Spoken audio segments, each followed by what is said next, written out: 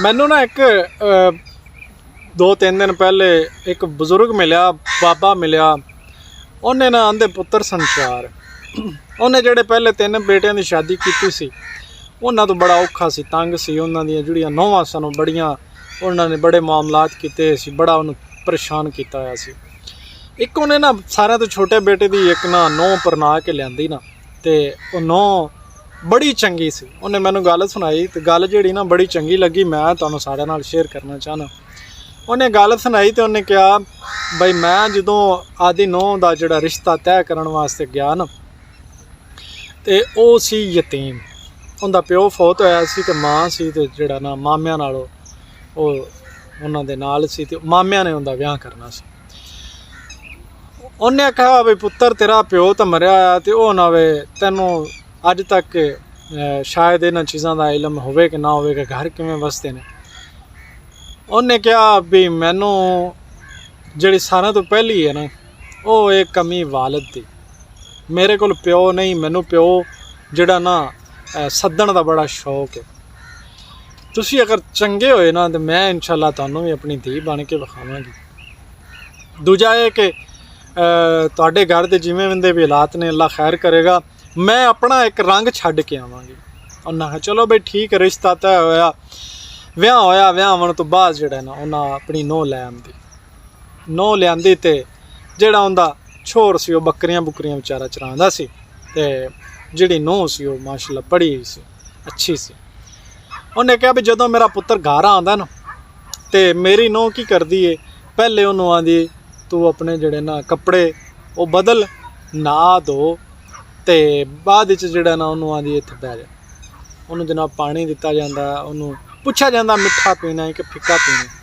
फिर उन्होंने जनाब पुछा जाता कि हुण तुसी फ्रैश फ्रुश हो गए जे, तुहानूं रोटी लिया के देवां कि ना देवां, कि जट रेस्ट करनी तुसी हाले।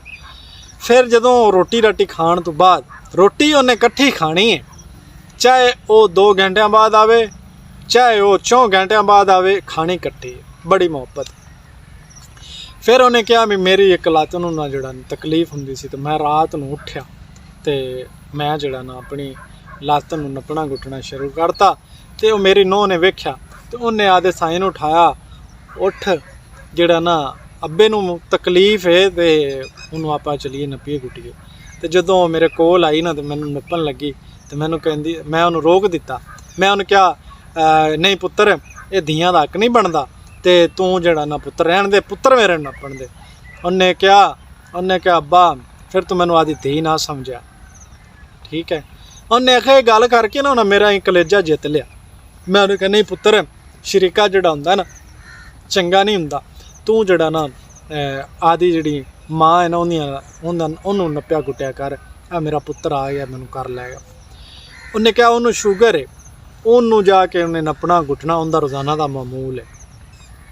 फिर जिले विआह तो बाद जिहड़े दूजे भरा सन, क्योंकि वो पहले ही उन्होंने सिस्टम सही नहीं सी, उन्हें कहा असीं अरशा बननी।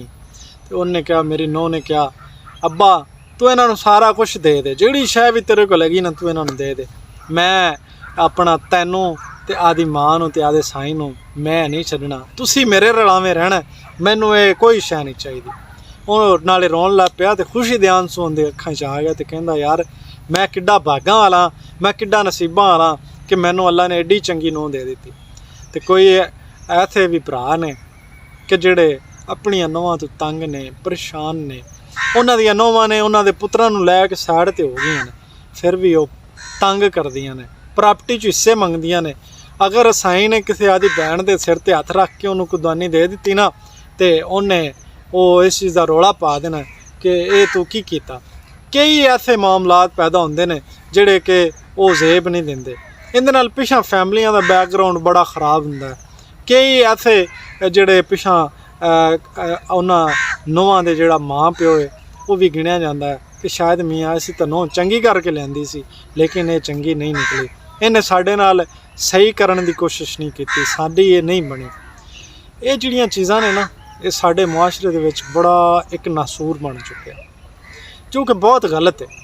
तुसी रहना भावें लैदा रवो, भावें कट्ठे रवो, मुहब्बत ना रवोगे ना, तो तुहाडी जिहड़ी जिंदगी का जिहड़ा मज़ा है ना कुछ होर होवेगा।